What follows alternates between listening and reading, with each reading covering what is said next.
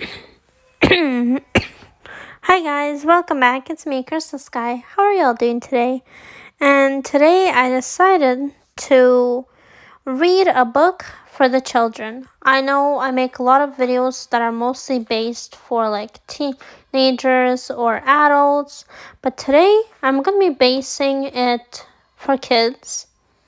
You can of course still watch if you're adult but you're a kid at heart. You can of course listen to this as well. But before I begin, I do want to say that I won't always be making these type of videos, but I will do them sometimes. And I also want to let everyone know that the picture in the background, I do not own it. I only downloaded it from patrons. But let's begin. So, most kids out there, you might know this Happily Ever After storybook. So today we're going to be reading The Cinderella, My Perfect Wedding. And also I do want to let everyone know that I am sick, so if my voice is cranky or anything like that during the video, that's the reason why. But anyway, let's begin. Cinderella's dreams were coming true at last. With the help of her mouse friend, she had managed to race down the stairs just in time to let the Grand Duke slip the glass slipper on her foot. Now she and the prince were going to be married, and their brand new life together filled with happiness would soon begin. But first, there was a wedding to plan. Cinderella didn't have the faintest idea where to begin. Prudence, who ran the castle household for the king, was happy to take charge. She sat with Cinderella and read off a long list of things that needed to be done for the wedding. "Excuse me, Prudence," Cinderella said as soon as Prudence had paused for a moment. "But couldn't the prince and I just have a simple wedding?" Prudence frowned. "Cinderella, now that you are going to be a princess, you must start thinking big." Later on, the royal dressmaker arrived with several wedding gowns. The first gown was covered with bows and sashes. "The guests will mistake me for a present," cried Cinderella. "You look just like a princess," Prudence said. Do you think you could design something plainer?" Cinderella asked. "No!" Prudence exclaimed. "Plain and princess do not go together." The next day, Prudence and Cinderella visited the castle's royal florist shop. The royal florist greeted them with a bush. At least, Cinderella thought it looked like one. "This is lovely," she said, "but do you have something a bit smaller?" "It's perfect," Prudence said. "You just have to know how to carry it." She held the flowers out in front of her and was stung by a bee. That afternoon, the mouse found Cinderella all by herself in the garden. "Where is Bossy Lady?" asked Gus. "Poor Prudence," replied Cinderella. "She got quite a nasty sting from the bee. The royal physician says she must stay in bed for the rest of the day." "But what about the wedding plans?" Jock asked. "I'll just have to take care of them myself," Cinderella declared. "Now what shall I do first?" "Who's coming, Cinderella?" wondered Jock. "The guest list. Good idea, Jock." "Let's see. Well, of course all of you are invited," Cinderella replied. Hold on, guys.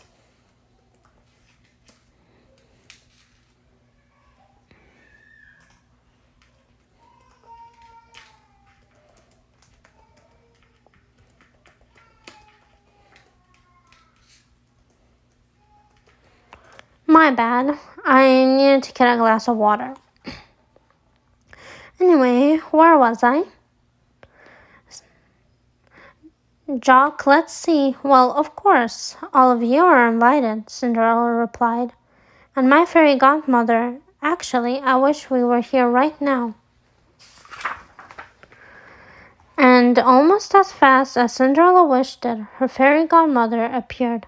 After giving Cinderella a big hug, she said, I just love weddings. The beautiful gowns, the touring cake, the romantic music, and I'm sure everything you have picked out is just lovely. Cinderella admitted she hadn't actually picked out anything yet. And when is the wedding, dear? Asked the fairy godmother. Goss counted on his fingers. Tomorrow, he announced. Oh my goodness, child, cried the fairy godmother. Then we would better get started. Lots to do, Jock added. He and Goss unfurled Prudence's list for the fairy godmother to see. We'll plan an absolutely magical wedding for you, dear, the fairy godmother gushed. Now let's begin with the dress. With a wave of the fairy godmother's wand, Cinderella was instantly adorned in an elegant white gown. But her fairy godmother had forgotten the veil. It's beautiful, Cinderella said. But don't you think it needs... But the fairy godmother wasn't listening. She had already moved on to the next item. Invitations, she declared. In the blink of an eye, hundreds of lovely cards set in stacks around the room. Now we shall prepare the feast and make the cake, the fairy godmother announced. I want everything to be perfect.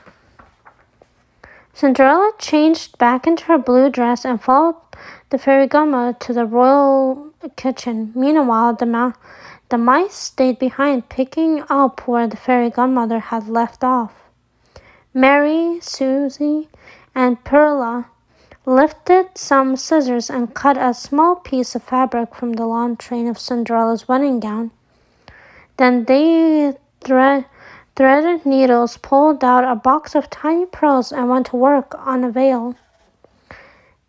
Invite Tentance, Jock announced. Instantly the mice lined up and each received an armload of cards to deliver throughout the kingdom. They didn't get very far before their plans were spoiled by Pom Pom, the castle cat. Meow.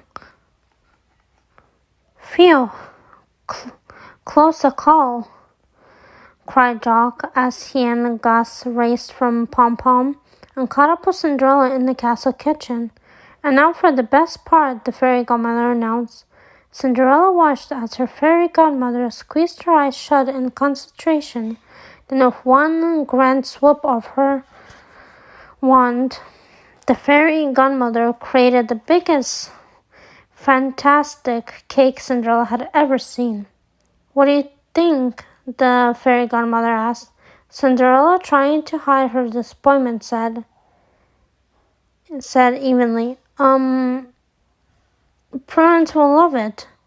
And speaking of Prudence, I really should go see how she's feeling. Poor child, said the fairy godmother, after Cinderella had left. I think all these wedding plans are too much for her. Jock and Gus tagged at fairy godmother's sleeve. Cinderella likes smaller things, Jock told her. Gus pointed proudly to himself, like mice. All at once, the fairy godmother understood. Later in Cinderella's chambers, the fairy godmother took Cinderella's hands. I'm afraid I may have gotten a bit carried away, my dear, the fairy godmother confessed. Now tell me, child, what would the wedding of your dreams be like? After listening to Cinderella, the fairy godmother began to perform her magic with a wave of her wand. The hundreds of tiny pearls the mice were sticking onto Cinderella's veil were sewn into place. Then she sent the invitations out the window to their destination. Now let's cut the cake down to size, the fairy godmother said, with a twinkle in her eye.